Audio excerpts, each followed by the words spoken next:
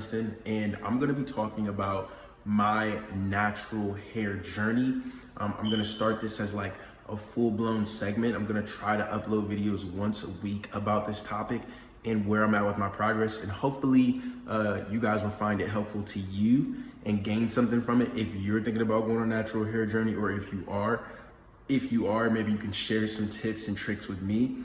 But yeah, I'm gonna be trying to upload every week something different about something I've learned, my progress with my natural hair journey, and just something that has to do with like natural hair, especially for Black people, you know? So I feel like this will help me grow, and hopefully it'll help somebody else too. So with that being said, I do have some goals in mind that I would like to achieve specifically with going on a natural hair journey. And my first and foremost goal is making sure that my hair is the highest quality that it could be and reach the highest potential that it could be, no matter what. So that is my number one goal. Like if the hair is long, from what I've realized, and it's dry, it's, you know, thin or whatever, it doesn't even look right. It just looks mess. It almost makes me want to like cut my hair and just, you know, wear like a low cut, because it looks better than having a lot of hair, but the hair just looks damaged and doesn't look well maintained and well kept. So that's my number one goal. My number two goal is hair length. So I would like to grow my hair as long as possible and as fast as possible.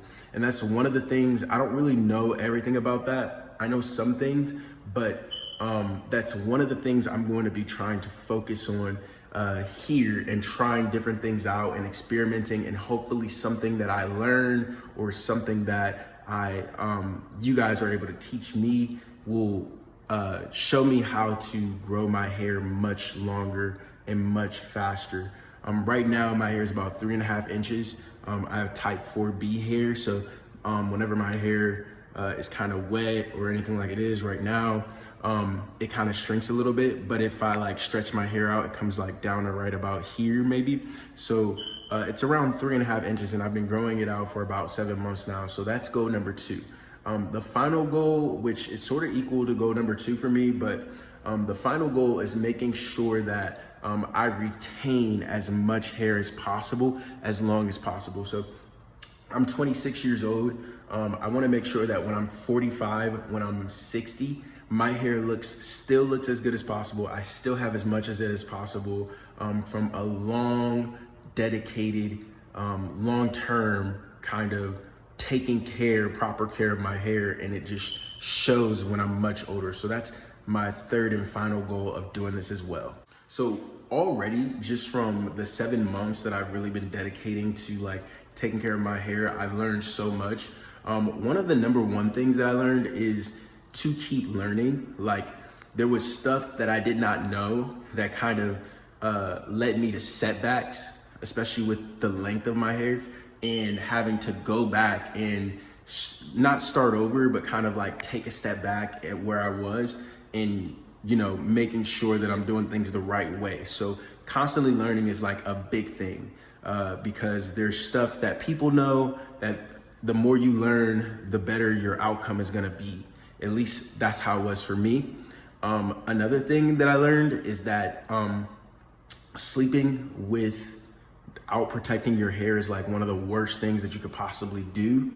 And it has to be consistent. So consistency is key to achieving, you know, that high level, very, very nourished, very full, with a lot of volume and a lot of, you know, sleekness hair look that I want to get personally, that I had to be consistent with doing it, you know. And there were periods where I was less consistent than I was at other times, and it showed in what my hair actually looked like.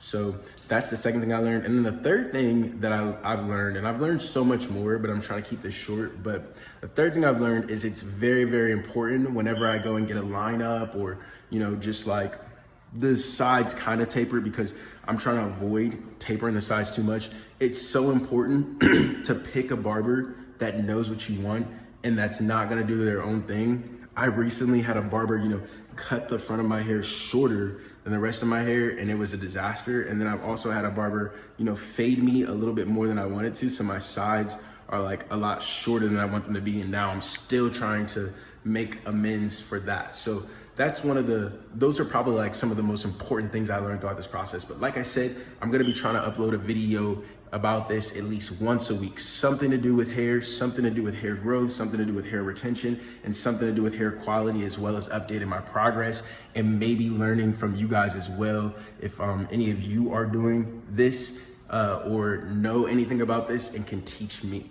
So please support me, like, subscribe, and I will try to stay consistent with these videos.